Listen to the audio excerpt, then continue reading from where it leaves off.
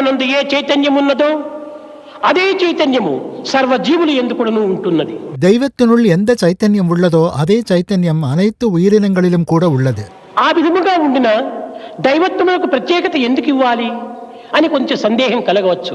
அவ்விதமாக இருக்க திவ்யத்துவத்திற்கு ஒரு தனிச்சிறப்பை ஏன் அளிக்க வேண்டும் என்ற சந்தேகம் கொஞ்சம் வரக்கூடும். విద్యుత్ దీపములందు ఎలక్ట్రిక్ బల్బ్స్ అంతా ఉంటుంటాయి. மின் விளக்குகளில் பல பல்புகள் இருக்கலாம்.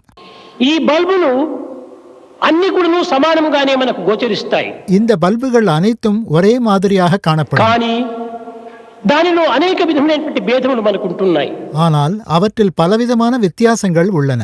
అందులో ఉన్నటువంటి ఫిలమెంట్ అనేటువంటిది వ్యత్యాసంగా ఉంటుంటుంది. அவற்றின் வாட்டேஜ் என்பது வித்தியாசமாக இருக்கும்.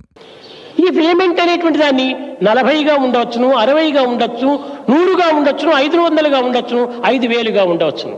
இந்த வாட்டேஜ் என்பது 40லிருந்து 5000 வாட்ஸ் வரை இருக்கலாம்.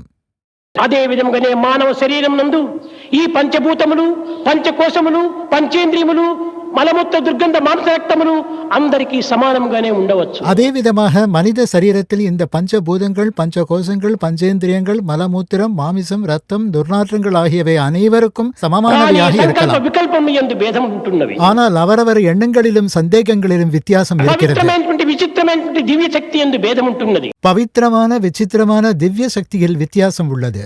ఆ యొక్క దివ్యమైనటువంటి యొక్క శక్తి దైవత్వం నందు అధికంగా ఉండటం చేతనే దైవత్వానికి ఇంత ప్రత్యేకతను అందించవలసి వచ్చింది. அந்த திவ்ய சக்தி தெய்வத்திடம் அதிகமாக இருப்பதால் தெய்வத்திற்கு இவ்வளவு தனிச்சிறப்பை அளிக்க வேண்டியதாக உள்ளது.